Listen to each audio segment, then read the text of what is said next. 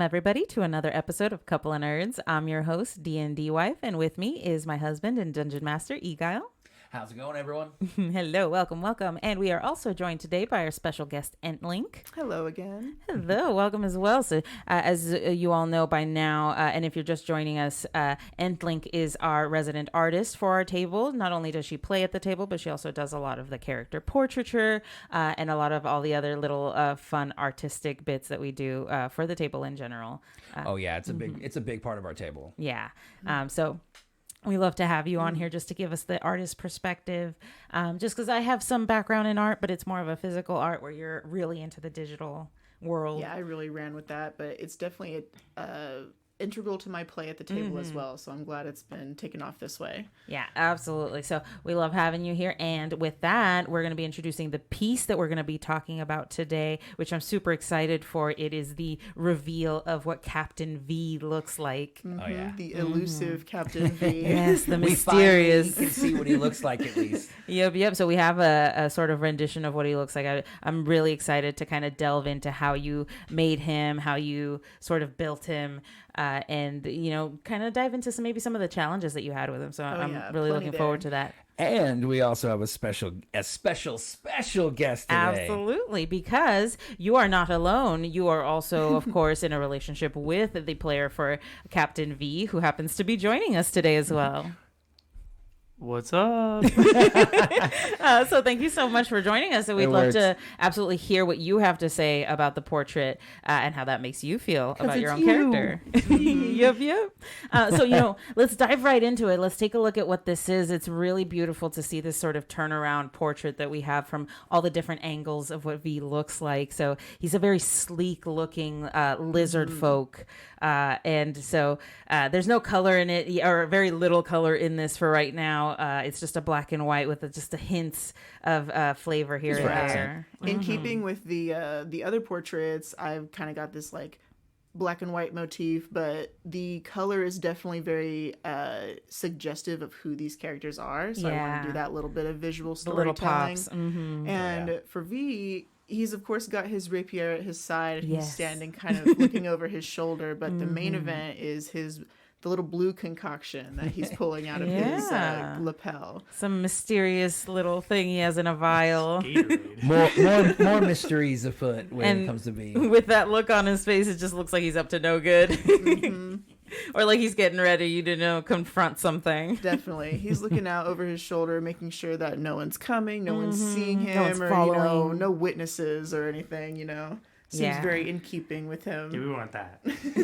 I just gotta say, I love the composition of the body in general, because although the body itself looks very relaxed, his hand is on his hip, but it is also on his sword. So he looks very casual, very relaxed, but his face does not show that relaxation. And his hand, while very relaxed, is also sitting on top of his weapon. So he is both trying to exude this kind of calm demeanor, but he's very much aware of his surroundings and what's going on around him. Yeah, he's playing his cards very close to his chest. Mm-hmm, absolutely. Another of the aspects I really like about this is, I can understand how difficult it can be to replicate a sort of lizard type skin, and I love the ridging on the skin here, as well as the modeling of the scales that you've added here. It's so beautiful to me. I really appreciate that. I appreciate that so much from you, because it's hard sometimes, because I'm not going to try and sit there. One of the main challenges is I'm not trying to draw every single little scale for when Thomas first approached me about it. He's like, oh, there's a billion types of lizards, so what kind of lizard folk is this character? Yeah. And he landed on this kind of like blue-green speckled, I think it was like a monitor lizard or a Eguile monster type. It's a Komodo dragon. Komodo That's dragon, cool. yes. So it was very kind of that iconic, sleek features, and that's kind of a challenge when it comes to the art in the way, because there's nothing to lean on. Like with Tobias's portrait, yes, I had practice with the feet to get that kind of anatomy down, but for this, I couldn't rely on fur or anything to hide the shapes. I had to make sure my perspective was on point. So yeah, I'm really happy with how it came out, though. I mean, I find that really funny too, because like for a character who's all about hiding, but like his character art, there is no hiding. So really, it comes down to the nuances to kind of get that mystery involved in V. Very poetic, right? But it really shows in the artwork, and that you really can see that kind of mystery, even though it's still very simplistic. As there, like you said, there is nowhere to hide kind of features and traits. Yeah, it's really lovely. I love the elongated lizard neck that is a little slightly longer than it would be, let's say, on a human. That's very fitting. And also, I'd like to point out that he is dressed so ramshackle. Like, he's just got like some trousers on that are rolled up at the ankle, and like just a coat thrown over, no shirt. Yeah, the no shirt was quite a choice. Not mine even. Like, sometimes I've been able to put... Nice. Because I requested... I was having so much trouble with the, like, reptilians, like, features. So I was like, okay, hey, Thomas, like, you have to be able to give me a, like, reference file. Like, some photos so I can Something be like, to work okay, with. what are you... Yeah, what can I draw from? Yeah, what aesthetic are you going for so I can know where to pull my references from? Because a good reference is everything. And... I was like, pick everything out for your outfit. Like, all the details matter. And I get around to it. I'm like, hey, there's no shirt. Did you forget something? No, I didn't want a shirt. And I was like, all right, let's go. And everyone so far has commented on it. It's very much like, oh, okay, that's how V is. That's how he rolls. Now, Thomas, would you say, looking at like the finished thing, you say this is pretty much what you think V kind of looks like in your mind? Yeah, absolutely. I mean, it fits down to the T of every bit of it, from his feet to how he's walking, to how he presents himself, you know. I feel like it's a very accurate look into the character. I will say there is one thing missing. He needs a hat. Oh, he needs that. You know, that We need to know what kind of captain hat has. Did you? Okay, it's funny you say that because he gave me a hat in his reference files. Oh, did he? And I was like, I don't want to draw a hat at all these different angles right now. Right. But is it like a tricorn, or is it like what a is it, typical Thomas? I'm trying to remember captain? if it was a tricorn or not. I actually might have been doing towards my Australian hat I have at home, which is more like, I wouldn't say it's like cowboy, but it's more very outback. Yeah, it's very outback. Time out. You know now what you have to do. You are not allowed to come to sessions without that hat. That's what I told her. You now are mandatorily required to wear that hat. She wears the ears. I've got a headpiece. Yeah. Everybody's got a thing. I know. I was upset. I knew that we weren't going to have a hat. This is not the thing. Yeah, we're looking for it. We're looking for it next session. So we will give everyone an update. I will say with the new hat. It'll match the character. Okay, I'm down. This makes it way more important. Yeah, I have infinite references because I can just take a photo of us wearing the hat. Right. Okay. And now we also know that Captain V, my apologies, Captain Yes. V, Captain. yes, is super ripped. He's got pecs. Yeah, I was kind of shocked myself. And like the trousers are hanging low on the hips, like all like yeah, you know, he's got the charisma. chisel, yeah. He's got to exude that sort of roguish charm. I figure, I don't know, like maybe it's just an artistic thing, but like it's also a crutch, of course, to rely on like the like hot forms, I guess. The Fabio. But man, like we're all weird creatures. Like we could be cute, we could be fit, you know. Absolutely. Like he don't have a shirt. He's got to have something to show off. I mean, he lives on a boat. You know, they got to do a lot of physical work. I figured he would be built like a swimmer because that's his whole thing. So very I was lean, kind lanky, of, but still built. You know, still got some muscle under there. Absolutely. Yeah, that tail looks like it could whip somebody. Totally. I felt like it was lizard-like anyway to kind of have that, I guess, like broader shoulders, like upper body. I don't know, and like the smaller waist to be kind of like you're swishing in the water. You're going fast. I Totally really makes sense. like that. Yeah. Were there any challenges that you ran into in drawing him, or anything that you wish you could have added that you maybe didn't have the chance to? If I could go ham on the texture everywhere, like some artists are so inspirational with how they really do kind of find a way to give you the impression of every little scale over the skin of the character, which is really impressive. I hope to one day reach that point, of course, but definitely a challenge in this one was getting the head to look like it was rotating, it was angled in the right way, especially the one who like the profile view. That angle was so difficult because it's like instead of like 3/4 view that's common, it's 1/4 view from behind. Gotcha. And that was quite a challenge, but I think it helped me like build kind of like a internal library for perspective. So, sort of 3D model in your head of what he looks like. All these challenges really like, it's satisfying when I can kind of pull through them and come out with something I like. Cause I'm like, okay, I learned something that was like frustrating to work on, but it's done and I accomplished it. I gotta say, it looks great. I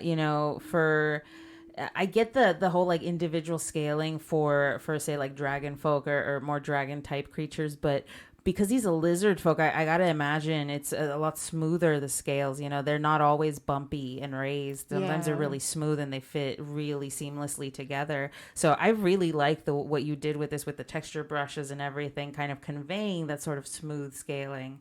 I think it turned out really well for the portrait. Absolutely. And another thing I want to touch on right here is the reptilian eyes too, which I think is another type of challenge for this kind of portraiture. They've got the touch of blue as well, which is that nice glow that kind of ties everything together. But can you, go over maybe some of the challenges or some of the things that you can appreciate about doing the reptilian eyes? Yeah, I felt like the key for his kind of face shape was not even like the eye itself, but definitely like brow focused. Like I feel like it's all in the brows for him, especially because he's so smooth. Like that's kind of like a good part of his face there. So they're very expressive, and it helped kind of create this like hood that like I guess shapes his face a little. Yeah, it gives it. I mean, I also like them that they're not like giant anime eyes. True, that's a big one too. Which it totally could have become. Yeah, I definitely think that that's something that's like, you're inclined to do like the same eye as normal or quote unquote normal, but like with a slit instead. Right. So like, I didn't want to give him bog bean eyes. Yeah. Where it's very. He's very different. Yeah, very unique, and creates that uniqueness between our species and Atreus, which is awesome. I gotta say, I think it integrates really well into that lizard's face.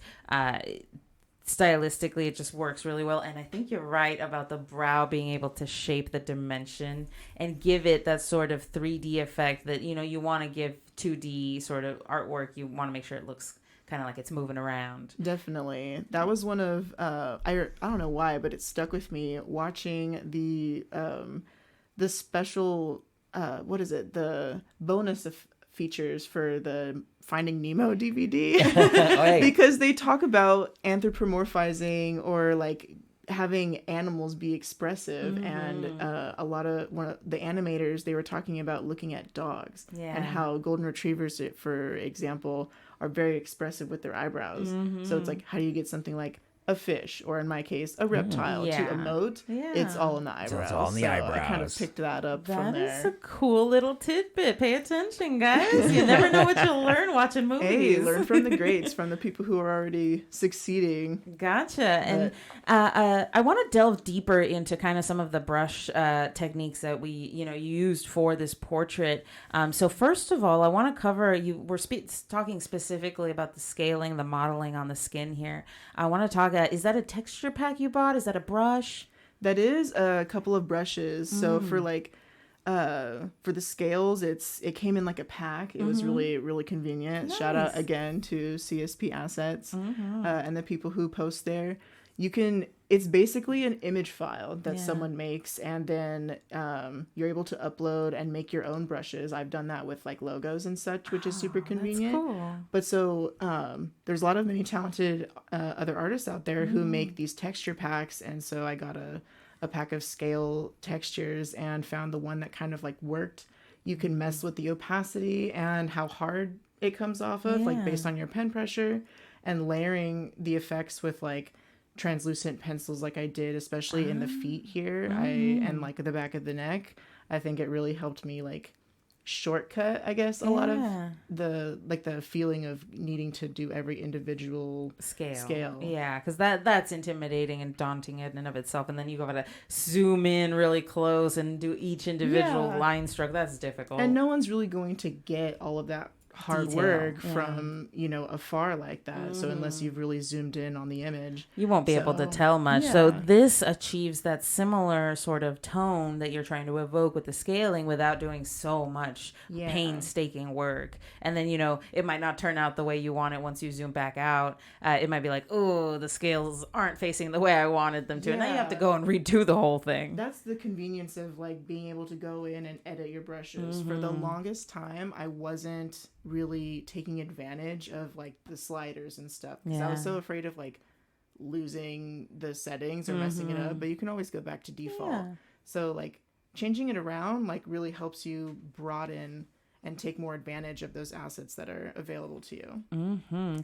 And I'd like to ask specifically, like, because I know we showcased the Tobias portrait before this. So what differences did you find between doing fur texturing versus scale texturing?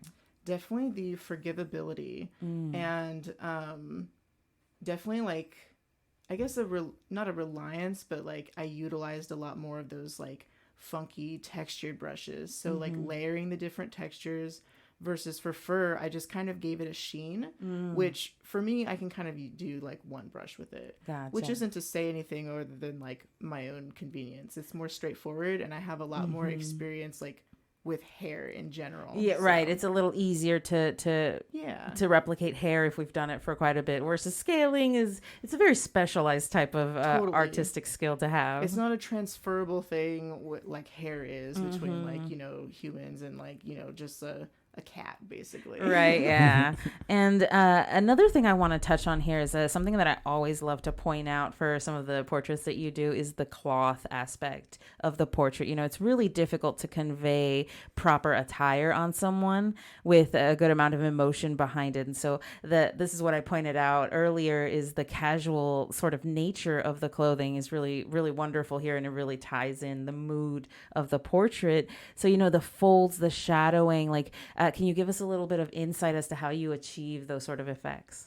Thank you. Yeah, I really wanted to mix things up in terms of like value. So instead of it being just like one flat color, like I wanted to incorporate that kind of the back design that I have for him that mirrors his name and his kind of like, I guess, severity in a way. Yeah, because I did notice the V shape on the back of the coat. That was very, very subtle and lovely. Yeah, just something to add and make it not just any dusty old coat, but it's definitely I like what you were saying about his kind of like slapdash, like he's just tossing it on, getting to work, going about his day. He's not like caring too much about it. And in the same way of like in the spirit of like breaking things up and adding interest through texture, it's very like low opacity, but I put a like a weave texture over his pants just so that it wasn't like blending into wasn't just flat. Yeah, it's not blending into his like his skin in any way, like or his sword or anything. That's like kind of giving difference in texture. Yeah, it breaks it up for the eye, which is I like that. And one of the last things I want to touch on here is the rapier itself, because we haven't had a lot of metallic things. We had a little bit of it for the armor that Tobias was wearing, but it's a little different, on weaponry. And so I've been admiring a little bit the way you do the metallic sheens on these. Can you give us a little insight on the techniques you use to get this sort of non-metallic sheen on there? I got you. This one I kept kind of simple in terms of like the I don't know the verbiage for like the cover and the handle and stuff. I the hilts to make and sure, the sheath, and the you got it. And the pommel, yeah. So those I definitely wanted to make them like an interesting solid shape. Gotcha. And that way, I don't know. I had tried to do like to make it shiny there, but I was like, no, it doesn't need it. I kind of don't want to make it like too busy, but I wanted the focus, since it was such a small blade. I don't even know, like Thomas was also kind of trying to explain to me that like they're more for like poking and not necessarily for slashing. Yeah, exactly. So it's very thin, and I really wanted, if it's going to be minimal, I wanted the interest to be there so that your eye goes there and not the pommel or the handle or anything. Gotcha. So I just made my go-to for like blade type textures is like a couple like grays and like your plain like I guess white or like your lightest color first, and then like horizontally the other way you'll put like I guess like your highlight. So you'll do like a slash of highlight, and then I like to fade it out on one side so that it still kind of gives that severity like we were talking about in the Tobias portrait discussion.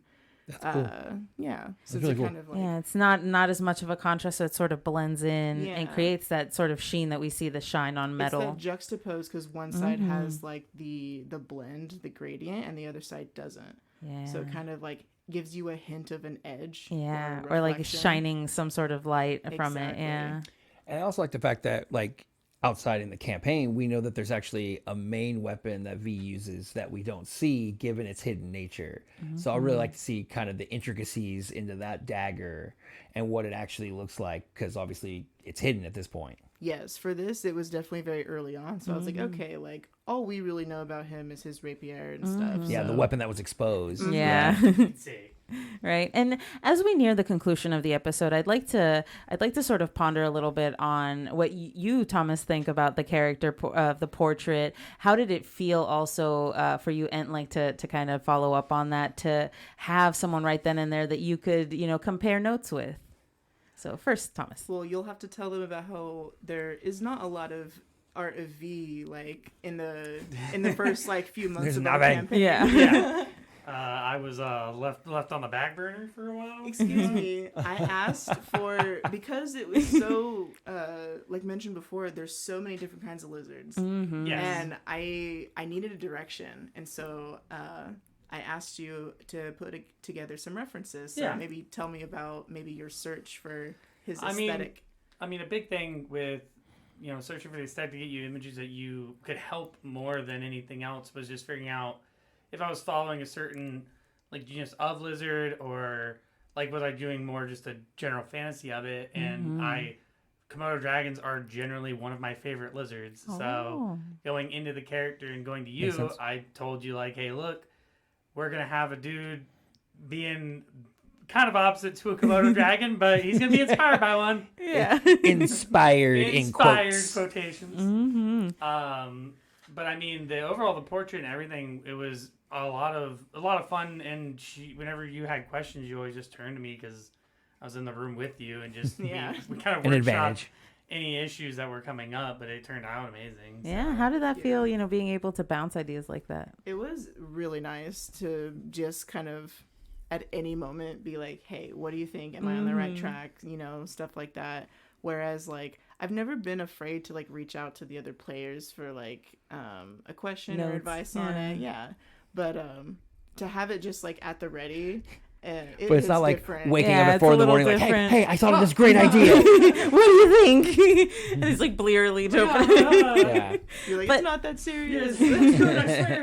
But it's really lovely to have those insights on what you guys think of the portrait. And for those of you who also appreciate good art, you can join us, on the YouTube and on the Extraeus Project Discord. We're going to be posting the artwork there shortly so that you can take a look at it and let us know what you think, your thoughts as well. And if you have any artwork that you would like to share, you can feel free to post it on the Extraeus Project Discord, and we'd love to see what you have to say about your own character.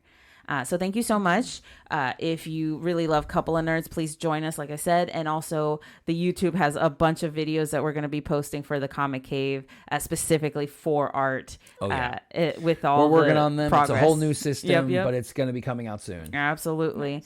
Thank you so much for joining us today. We really appreciate having you on EntLynk, and you, Thomas, as well. Yeah, it was great to have an extra guest. Yeah, it was nice. It was super fun. And it's also fun to have the other couple here, too.